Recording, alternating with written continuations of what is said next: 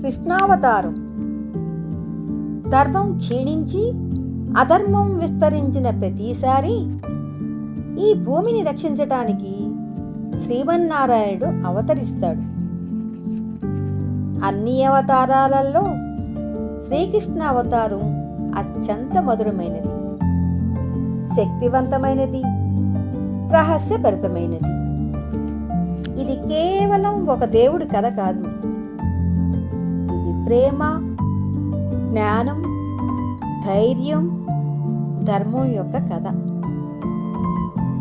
ఇప్పుడు శ్రీకృష్ణ భగవాన్ని సంపూర్ణ అవతార కథ ప్రారంభిద్దాం. కృష్ణుడు ఎందుకు అవతరించాడు అంటే,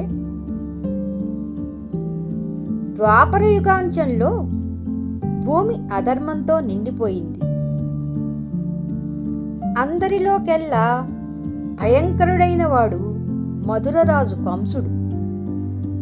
ఒక ఆకాశవాణి చెప్పింది, దేవకీ వసుదేవులను కారాగారంలో పెట్టి వారి 6 సంతానాలను హత్య చేశాడు. ధర్మాన్ని కాపాడడానికి, దుష్టులను సంహరించడానికి శ్రీ మహావిష్ణువు కృష్ణుడిగా అవతరించాడు. శ్రీకృష్ణుని జననం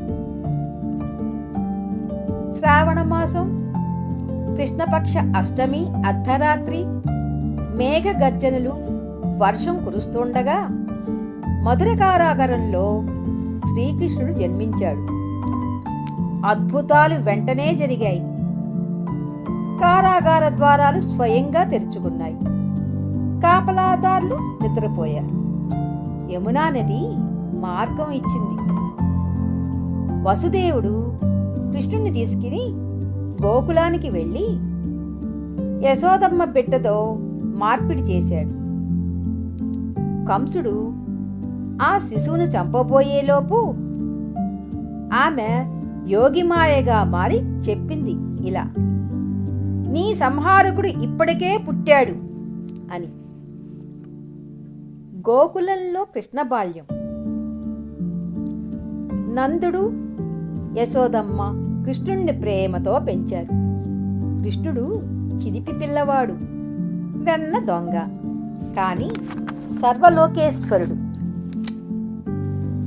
ప్రసిద్ధ బాలలీలలు: వెన్న దొంగతనము, నోటిలో సృష్టిని చూపించటము, గోవర్ధన పర్వతాన్ని వేలితో ఎత్తటం, పూతన, తృణావర్త, బకాసురుల సంహారం. కృష్ణుడు లోకానికి నేర్పాడు దేవుడంటే భయం కాదు, ప్రేమ అని. రాధాకృష్ణుల దివ్య ప్రేమ. బృందావనంలో రాధతో కృష్ణుడు లీల. ప్రేమ ప్రారంభమయ్యింది. ఇది సామాన్య ప్రేమ కాదు, జీవాత్మ పరమాత్మల మధ్య ప్రేమ. కృష్ణుని వంశీనాదం మనుషులను, జంతువులను, ప్రకృతినే మంత్రముగ్ధులను చేసింది. రాధాకృష్ణులు భక్తికి శాశ్వత ప్రతీకలయ్యారు.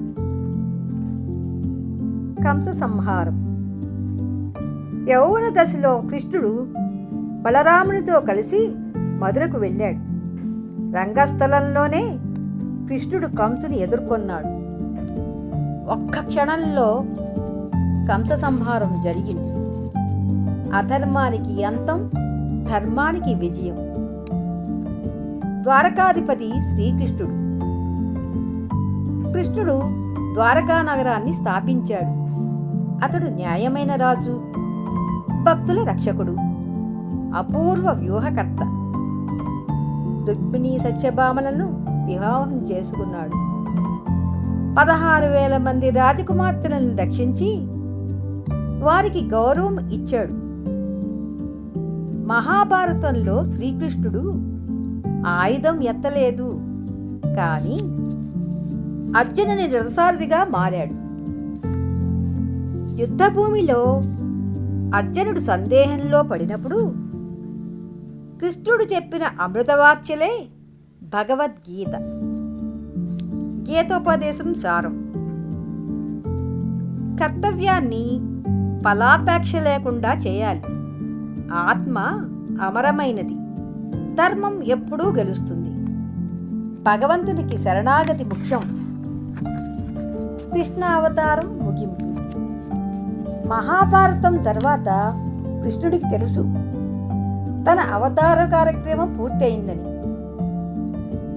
ఒక శాపం కారణంగా ఒక వేటగాడు కృష్ణుని పాదాన్ని జింకగా భావించి బాణం వేశాడు.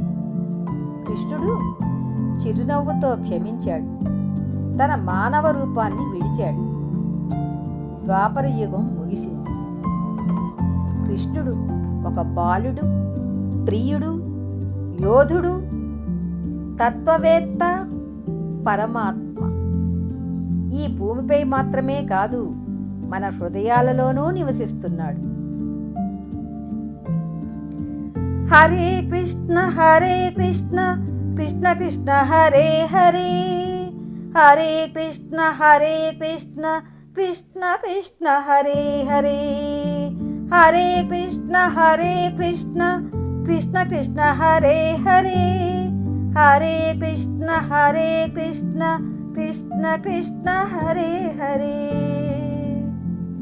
మీకు ఈ కథ నచ్చితే నా ఛానల్ని సబ్స్క్రైబ్ చేసుకుని లైక్ చేయండి, షేర్ చేయండి. మరిన్ని భక్తి కథల కోసం.